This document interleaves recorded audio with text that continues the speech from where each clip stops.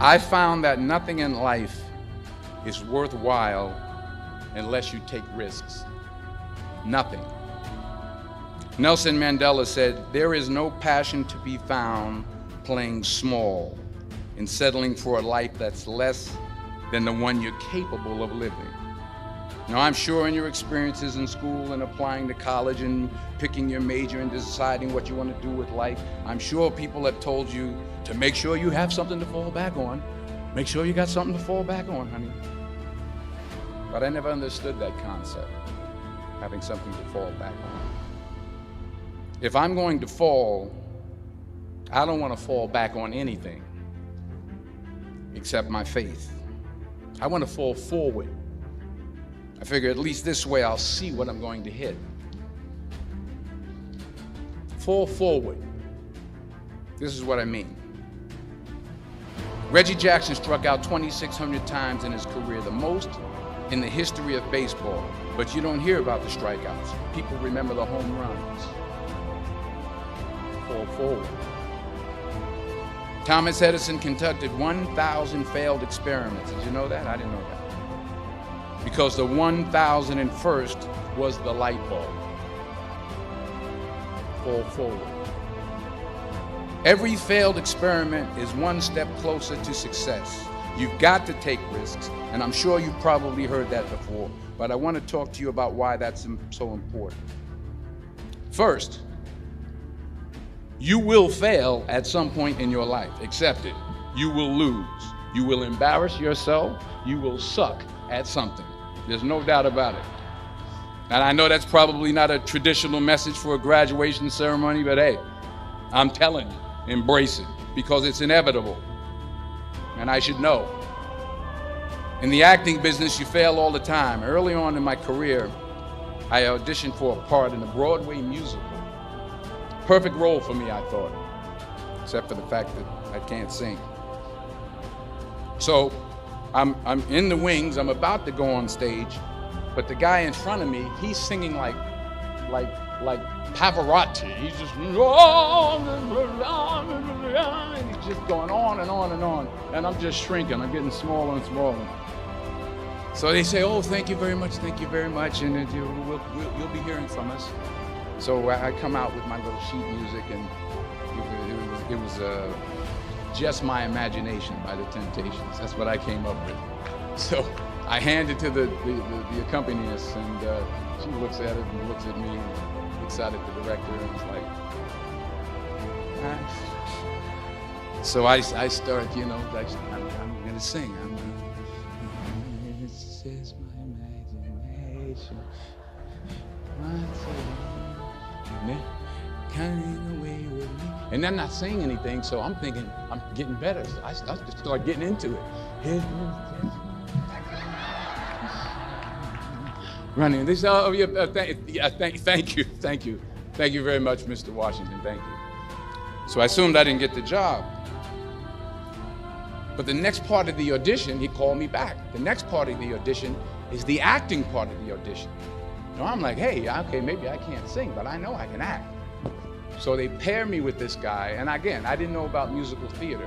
And musical theater is big, so they can reach everyone all the way in the back of the stadium. And I'm more from a realistic, naturalistic kind of acting where you actually talk to the person next to you. So I don't know what my line was. My line was, "Well, hand me the cup." And his line was, "Well, I will hand you the cup, my dear. The cup will be there to be handed to you."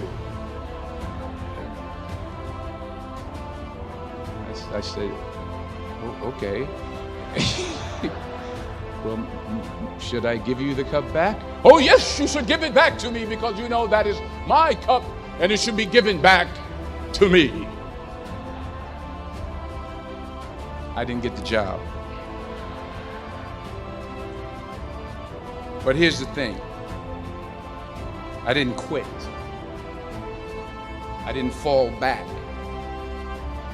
I walked out of there to prepare for the next audition, and the next audition, and the next audition. I prayed. I prayed, and I prayed. But I continued to fail, and fail, and fail. But it didn't matter, because you know what? There's an old saying, you hang around the barbershop long enough, sooner or later you're gonna get a haircut. So you will catch a break, and I did catch a break. Last year, I did a play called Fences on Broadway. So someone talked about it. Won the Tony Award. And I didn't have to sing, by the way.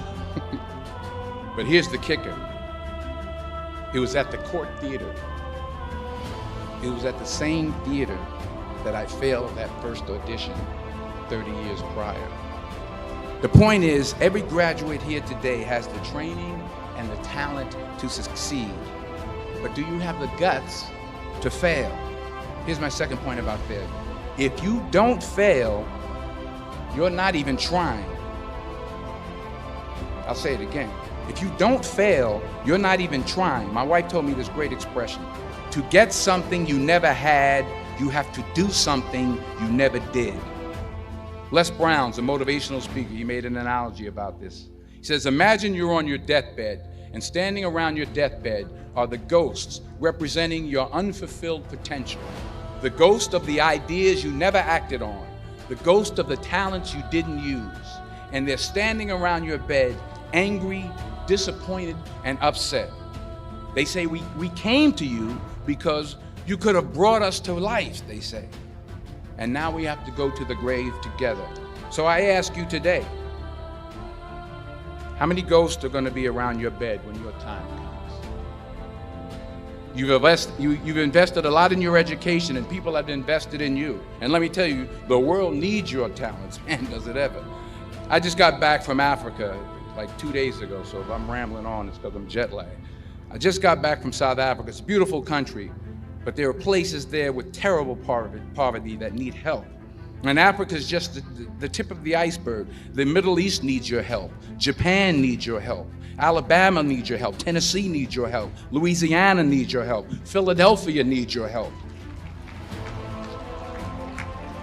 The world needs a lot, and we need it from you. We really do. We need it from you young people. I mean, I'm not speaking for the rest of us up here, but I know I'm getting a little grayer. We need it from you, the young people, because remember this. So you got to get out there. You got to give it everything you got, whether it's your time, your talent, your prayers, or your treasures.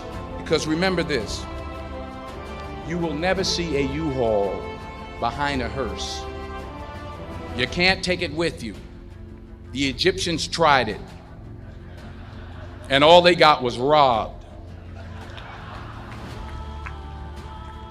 So the question is, what are you going to do with what you have? I'm not talking about how much you have. Some of you are business majors, some of you are theologians, nurses, sociologists. Some of you have money, some of you have patience, some of you have kindness, some of you have love. Some of you have the gift of long suffering, whatever it is, whatever your gift is. What are you going to do with what you have? All right, now here's my last point about failure.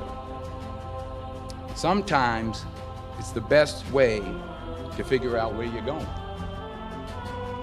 Your life will never be a straight path. I began at Fordham University as a pre-med student. I took a course called cardiac morphogenesis. I still can't say it. Cardiac morphogenesis. I couldn't read it, I couldn't say it, I sure couldn't pass it. So then I decided to go into pre-law, then journalism. And with no academic focus, my grades took off in their own direction. Yeah, down. I was a 1.8 GPA one semester, and the university very politely suggested that it might be better to take some time off. I was 20 years old. I was at my lowest point. And then one day, and I remember the exact day, March 27th, 1975, I was helping my mother in her beauty shop. My mother owned a beauty shop up in Mount Vernon. And there was this older woman who was considered one of the elders in the town. And I didn't know her personally, but I was looking in the mirror, and every time I looked at the mirror, I could see her behind me, and she was staring at me. She just kept looking at me. Every time I looked at her, she kept giving me these strange looks. So she finally took the dryer off her head and said She said something I'll never forget. First of all, she said, somebody give me a piece of paper. Give me a piece of paper. She said, young boy, I have a prophecy, a spiritual prophecy. She said, you are going to travel the world and speak to millions of people. Now, mind you, I'm 20 years old. I'm flunked out of school. In fact, like a wise ass, I'm thinking to myself, maybe she's got something in that crystal ball about me getting back into school next fall. But maybe she was on to something, because later that summer, while working as a counselor at the YMCA camp in Connecticut, we put on a talent show for the campers. And after the show, another counselor came up to me and asked, have you ever thought about acting? You're good at that. So when I got back to Fordham that fall, I got in and I changed my major once again for the last time. And in the years that followed, just as that woman prophesied, I have traveled the world and I have spoken to millions of people through my movies. Millions who up till this day couldn't see me, who up till this day I couldn't see while I was talking to them, and they couldn't see me, they could only see the movie. They couldn't see the real me. But I see you today, and I'm encouraged by what I see. And I'm strengthened by what I see. And I love what I see.